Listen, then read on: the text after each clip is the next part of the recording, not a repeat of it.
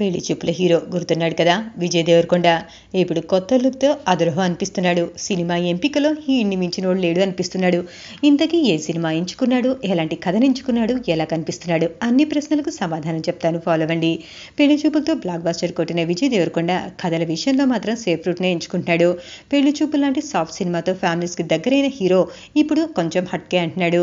అవునండి బాబు, ఒక ఇమేజ్ లో పడిపోకుండా నటుడుగా తన్ని ఎలివేట్ చేసే కథలకి ఇంట్రెస్ట్ చూపిస్తున్నాడు.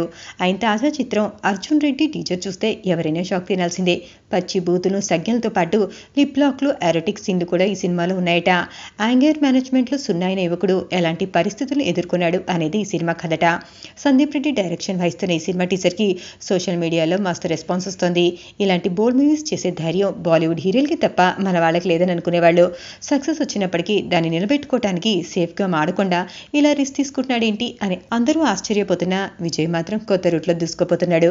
మరి ఈ సినిమా ఈ బాబుకి ఏమాత్రం కలిసి వస్తుందో తెలియాలంటే కొన్నాళ్ళు వెయిట్ చేయక తప్పదు.